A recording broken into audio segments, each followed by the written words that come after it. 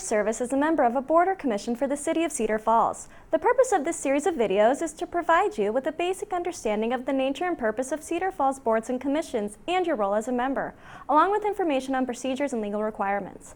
This segment will focus on the nature and purpose of these videos. It is not to provide instruction on the subject matter that your board of commission deals with.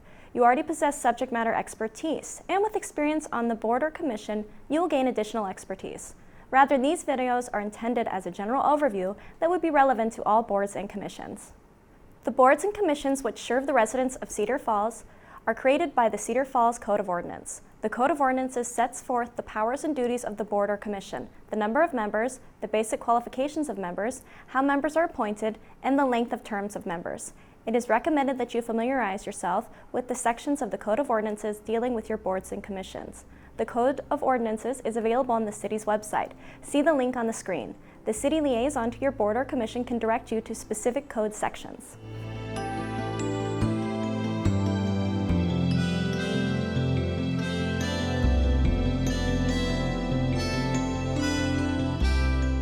As just indicated, the Code of Ordinances sets forth the powers and duties of city boards and commissions.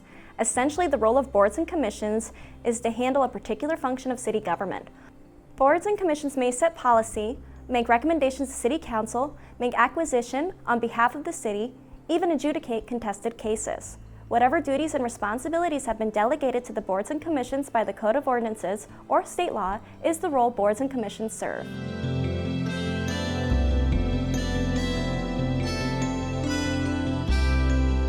It is important to understand that boards and commissions act as a body, and not as individual members. Stated another way, a board or commission only acts by passing motions and resolutions during an open meeting when board or commission business is being conducted. Although an individual member may desire that a certain action be taken, unless a majority of the board or commission approves action on that matter, no action may be taken. Consequently, as an individual board or commission member, you do not have the authority to act for or on behalf of the board or commission, unless approved by the full board or commission. Also, an individual member may not direct the city liaison, or any other person for that matter, to take action on behalf of the board or commission without board or commission approval. Of course, as an individual board or commission member, you may always discuss business with the staff liaison and request information from the staff liaison.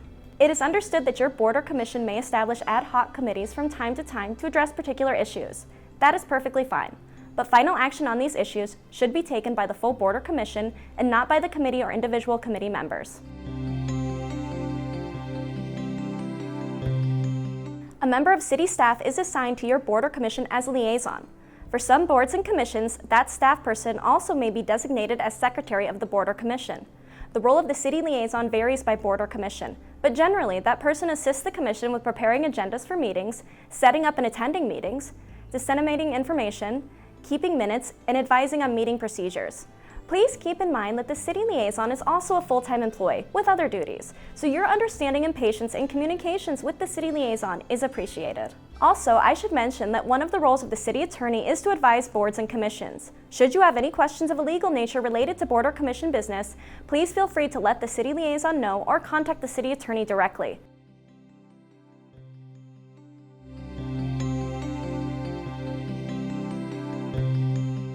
As previously mentioned, the powers and duties of boards and commissions are established by the Code of Ordinances. This is also known as the jurisdiction of the board or commission. It is important that each board or commission confine its actions to its particular jurisdiction. Otherwise, any action taken by a board or commission exceeding its jurisdiction could be deemed unauthorized and thus void and of no effect. Most board and commission members must be residents of Cedar Falls and be at least 18 years of age. Members of boards and commissions serve between 2 and 6-year terms depending on the board or commission. Members' terms are staggered so that approximately the same number of terms expire each year. This is important in order to maintain continuity on the board or commission. Members are appointed by the mayor with the approval of the city council. Members may be reappointed by the mayor to additional terms, but reappointment is within the discretion of the mayor and city council. If a member moves permanently from Cedar Falls, the office is deemed vacant. In addition, the Code of Ordinances specifies that if a member misses 3 consecutive meetings or 5 meetings total within 1 year without due explanation, the office shall be deemed vacant. As an officer of the city, members of boards and commissions may be removed from office prior to the expiration of their terms only for just cause. Just cause is a high standard and usually involves some sort of serious misconduct. If a member is notified of removal prior to expiration of the member's term, the member has the right to a public hearing to contest such removal.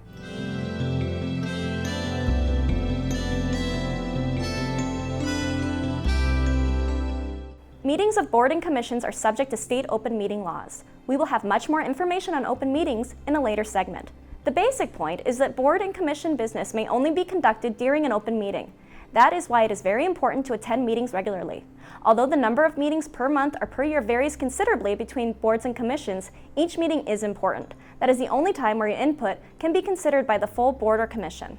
If you are unable to attend a meeting, please notify the city liaison as soon as possible so that a quorum is assured and other arrangements can be made as necessary. If you do miss a meeting, you are strongly encouraged to review the minutes of the meeting that you missed in order to stay abreast of board or commission business. Minutes are available from the city liaison and will be presented for approval at a subsequent meeting. City leaders recognize and appreciate the significant amount of time that members of boards and commissions devote to this important work. They also recognize and appreciate that this work is voluntary and most of you serve without compensation. But your active involvement in your board or commission is needed. That is why you were appointed, and regular attendance at meetings is a crucial part of your involvement. The Code of Ordinances does not specify the procedures to be followed for board and commission meetings. That is why all boards and commissions have established operating procedures for meetings, which are usually called bylaws. Some boards and commissions use other terms, such as local rules, rules of procedure, or the like, but their purpose is the same: to establish the rules of procedure for meetings. Bylaws may be amended. Generally, such an amendment requires a 2/3 vote of all members. But for a couple of boards and commissions, a majority vote is all that is required. Bylaws must not conflict with the Code of Ordinances. The Code of Ordinances and the bylaws or rules of procedure together form the governance documents for each board and commission.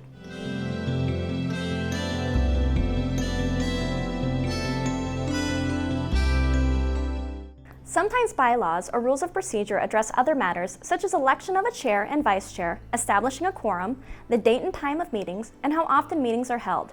Some bylaws or rules of procedure go much further and actually include substantive rules affecting those who appear before the board or commission.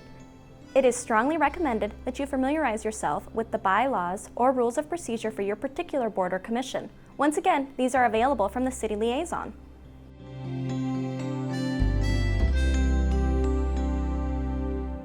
On behalf of the City of Cedar Falls, we thank you for your service to the residents of our city. If you have any questions, please feel free to contact the city liaison or the city attorney.